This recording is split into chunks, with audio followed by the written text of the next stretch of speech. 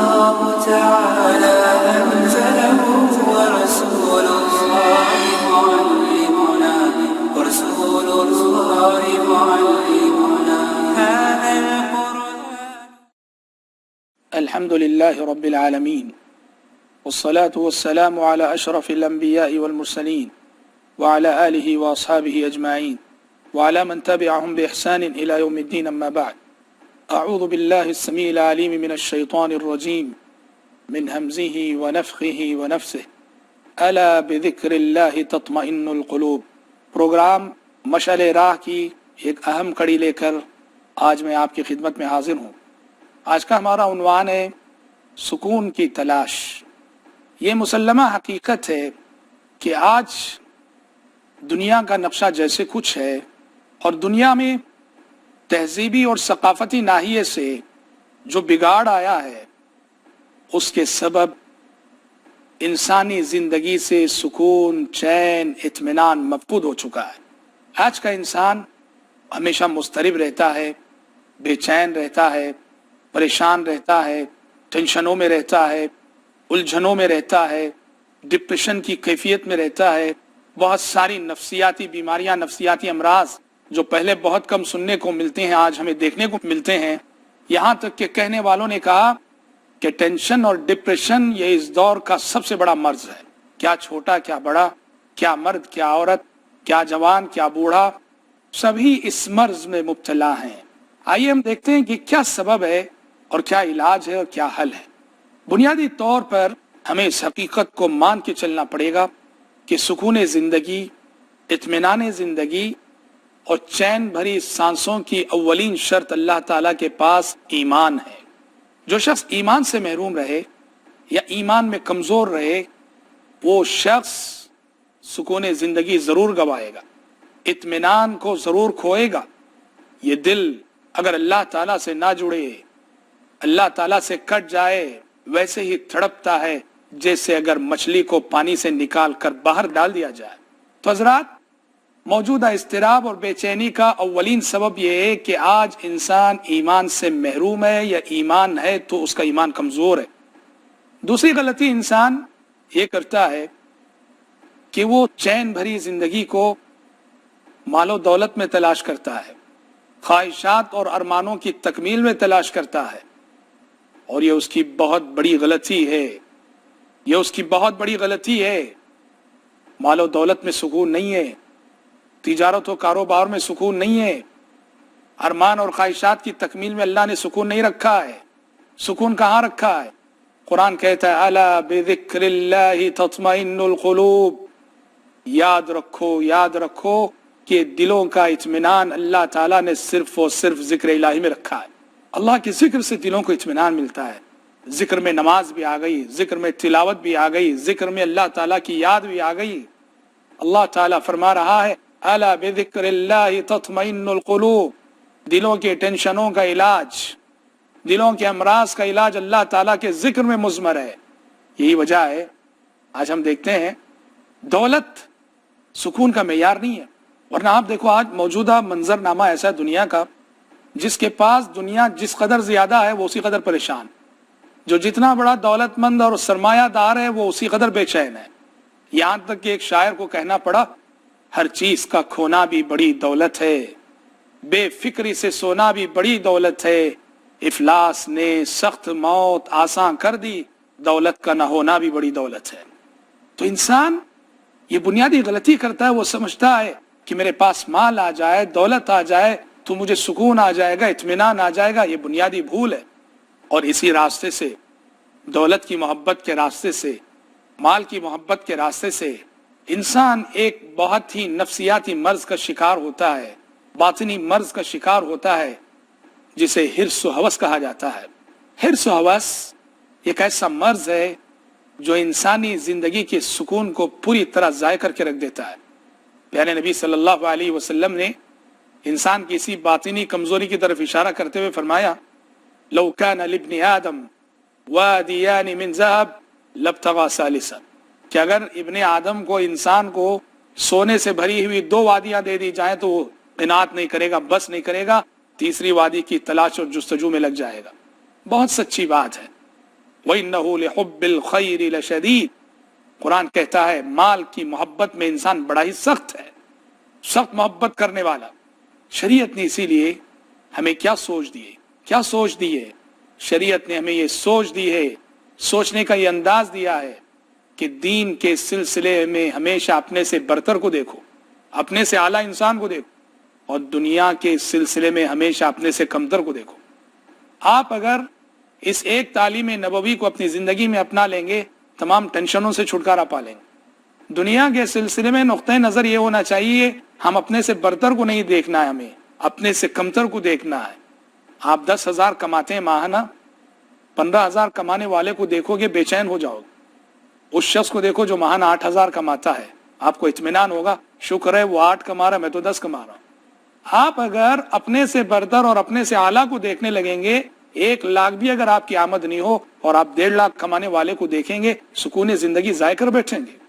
محمد اسد ایک بہت مشہور نو مسلم انگریز ہیں، جن کی کتاب بڑی مشہور ہوئی روڈ ٹو مکہ، جس کا اردو میں ترجمہ طوفان سے ساحل تک کے نام سے ہوا، اور عربی میں بھی اس کا ترجمہ ہوا الطریق الی مکہ کے نام سے۔ محمد اسد نے اپنے قبول اسلام کے واقعات میں سے ایک واقعہ لکھا ہے کہ بہت سارے واقعات میرے قبول اسلام کا سبب بنے، اس میں سے ایک واقعہ وہ کہتے ہیں کہ میں یورپ کی ایک کنٹری میں سفر کر رہا تھا، ٹرین میں بیٹھے ہوئے، میرے ساتھ آگے پیچھے انگریز بیٹھے ہوئے تھے۔ محمد اسد کہتے ہیں میں نے سب کے چہرے پڑھنے شروع کیے تو سب ایک سے ایک امیر، مالدار، خوشحال نظر آئے، لیکن محمد اسد کہتے ہیں کہ سب کے چہروں پہ مجھے بے چینی، بے اطمینانی اور بے کلی کے آثار صاف نظر آئے۔ چہروں کا پڑھنا بھی ایک فن ہوتا ہے، خوشی کا، غمی کا، اداسی کا باب ہوتا ہے، خوشی کا، غمی کا، اداسی کا باب ہوتا ہے، ہر ایک چہرہ مکمل کتاب ہوتا ہے۔ محمد اسد کہتے ہیں سب کے چہروں نے مجھے بتایا کہ وہ بہت بے چین ہیں۔ وہ کہتے ہیں کہ میں سفر بھر سوچتا رہا یورپ کے انگریز کے پاس کس چیز کی کمی ہے، سب کچھ رہتے وہ اتنا بے چین کیوں ہے، زندگی کا سکون کیوں گوا بیٹھا ہے۔ کہتے ہیں سفر بھر سوچتا رہا، مجھے جواب نہیں ملا۔ سفر ختم کر کے جب میں گھر پہنچا تو گھر میں میرے میز پر قرآن مجید کا ایک نسخہ جو میرے مطالعے میں رہتا تھا کھلا ہوا پایا، اور سب سے پہلے جس آیت پہ نظر پڑی میرے دل نے کہا کہ جس جواب کی مجھے جستجو ہے یہی وہ جواب ہے۔ کہا کون سی آیت؟ کہا سب سے پہلے جس آیت پہ میری نظر پڑی وہ یہ تھی الہاکم التکاثر حتی زرتم المقابر، اے انسانوں زیادتی کی طلب نے، حرص و ہوس نے تمہیں آخرت سے غافل کر رکھا ہے، حتی زرتم المقابر، غفلت کے یہ پردے تمہاری آنکھوں پہ اس وقت تک پڑے رہتے ہیں جب تک کہ موت کی دہلیز پہ قدم نہیں رکھ دیتے۔ محمد اسد کہتے ہیں میرے دل نے کہا کہ یہ آیت یورپ کے انگریز کے مرض کی تشخیص کر رہی ہے کہ یورپ کا انگریز آج اس لیے بے چین ہے، مضطرب ہے، پریشان ہے، اس کے پاس دولت ہے، عورت ہے، سرمایہ ہے، تجارت ہے، سب کچھ ہے، اگر نہیں ہے تو سکون زندگی نہیں ہے۔ کیوں؟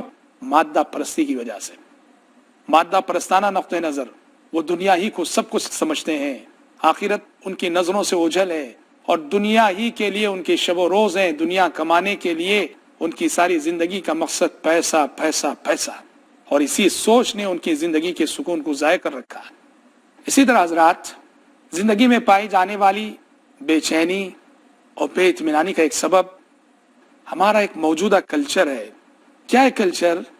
دیکھو اللہ تعالیٰ نے رات بنائی سونے کے لیے اور دن بنایا ہے کام کرنے کے لیے، جاگنے کے لیے، تھکنے کے لیے، محنت کرنے کے لیے۔ آج کا انسان، آج جینے کا انداز کچھ ایسا ہے، آج کے انسان کی راتیں جاگ کر گزرتی ہیں، بھلے سے وہ کسی جاب کے سلسلے میں جاگتا ہو، کمپنی میں کام کرتے ہوئے جاگتا ہو، اور ویسے بھی رات 12-1 تک ٹیلی ویژن دیکھتے ہوئے جاگنا، گپ شپ کرتے ہوئے جاگنا، ہوٹلوں میں بیٹھ کر دوستوں احباب کی مجلسیں جما کر جاگنا، یہ اس وقت کا لائف سٹائل بن گیا ہے، اور سکون زندگی کا فقدان جو ہے اس کا ایک اہم سبب یہ بھی ہے۔ کیوں؟ دیکھو اللہ تعالیٰ نے رات کی نیند میں راحت رکھی ہے۔ قرآن مجید پڑھو آپ، کتنے جگہ اللہ تبارک و تعالیٰ نے رات کی نیند کے ساتھ سکون کا ذکر کیا ہے۔ جیسے مثال کے طور پر اللہ تعالیٰ نے فرمایا اللہ الذی جعل لکم اللیل لتسکنوا فیہ والنہار مبصرا، اللہ تعالیٰ نے تمہارے لیے رات بنائی تاکہ تم اس میں سکون حاصل کر سکو۔ رات کی نیند میں سکون ہے، رات کے سونے میں سکون ہے، دن کی نیند میں سکون نہیں۔ قیلولہ کی نیند میں سکون ہے، قیلولہ سے ہٹ کر باقی دن کے نیند میں سکون نہیں ہے۔ آج کا انسان فطرت سے بغاوت کر کے رات بھر جاگتا ہے، دن بھر سوتا ہے، رات بھر جاگتا ہے، دن بھر سوتا ہے، نمازیں نہیں پڑھتا ہے، نمازیں بھی چھوڑ دیتا ہے اگر مسلمان ہے تو۔ ظاہر بات ہے اس چیز نے، اس کلچر نے انسانی زندگی سے سکون کو ضائع کر رکھا ہے۔ چنانچہ آپ دیکھیں گے جن کا معمول ہے رات جاگنا دن میں سونا، وہ نفسیاتی دباؤ میں رہتے ہیں، ڈپریشن کی کیفیت میں رہتے ہیں، ٹینشن کی کیفیت میں رہتے ہیں۔ ہاں ایک ہی جاگنا ہے جو انسان کو سکون فراہم کرتا ہے، وہ کیا ہے؟ رات جاگے انسان اللہ کی عبادت کے لیے، اللہ کی عبادت کے لیے جاگتا ہے، تو یہ جاگنا سبحان اللہ، یہ جاگنا بھی باعث تسکین ہوتا ہے، باعث راحت ہوتا ہے۔ تو انسان چونکہ اس طرح زندگی کے مختلف شعبوں میں فطرت سے بغاوت کر رہا ہے، فطرت کے بنائے ہوئے اصولوں سے انحراف کر رہا ہے، اور فطرت سے یہی بغاوت اسے مہنگی پڑ رہی ہے، اور وہ سکون زندگی کو ضائع کر رہا ہے قدم قدم پر۔ ایک چھوٹا سا بریک ہم لیتے ہیں، جڑے رہے ہمارے ساتھ، بہت جلد لوٹیں گے ہم۔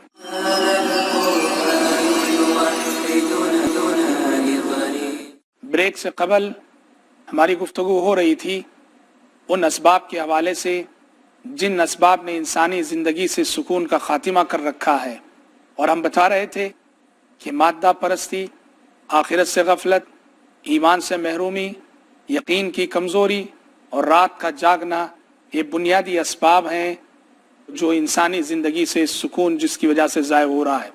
اور کچھ اسباب ہیں جن سے ایک بنیادی سبب تقدیر پر ایمان نہ رکھنا۔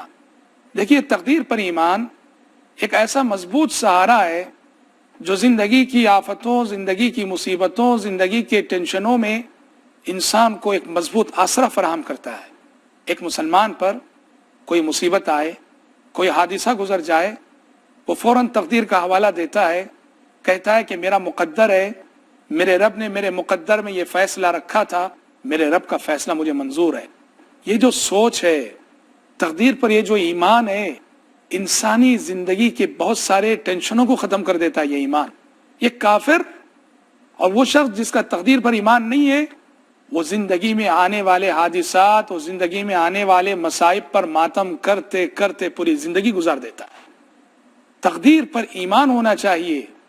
آپ صلی اللہ علیہ وسلم نے فرمایا کہ جان رکھو ما اصابک لم یکن لیخطئک وما اخطأک لم یکن لیصیبک۔ زندگی میں جو چیز تمہیں مل چکی، لاحق ہو چکی، وہ کبھی تم سے چوکنے والی نہ تھی، چھوٹنے والی نہ تھی، اور جو چیز تم سے چھوٹ چکی ہے وہ کبھی ملنے والی نہ تھی۔ چیز چھوٹ گئی ہے، تبصرے مت کرو، اب شاید میں ایسا کرتا تو مل جاتی، وہ پلاننگ کرتا تو مل جاتی، تبصرے کرنے کی ضرورت نہیں، مقدر میں نہیں تھا بس۔ یہ جو سوچ ہے تقدیر پر ایمان، انسانی زندگی کو بہت سکون فراہم کرتا ہے۔ آپ صلی اللہ علیہ وسلم نے فرمایا اذا اتاکم من ترضون دینہ وخلقہ فزوجوہ الا تفعلوہ تکن فتنة فی الارض وفساد کبیر۔ نبی کریم صلی اللہ علیہ وسلم نے فرمایا جب تمہارے پاس ایسے رشتے آ جائیں کہ جن رشتوں کی دینداری اور اخلاق سے تم مطمئن ہو تو الحمدللہ کہو، بات کو آگے بڑھاؤ۔ اگر تم ایسا نہیں کرو گے، یعنی دین کو نظر انداز کر کے رشتے کرو گے، زمین میں بڑے فتنے ہوں گے، بڑے فسادات ہوں گے، بڑا بگاڑ ہوگا۔ آج یہی ہو رہا ہے۔ میاں بیوی کے تعلقات صرف جنسی نوعیت کے ہیں، اخلاقی تعلق، دینی تعلق، دینی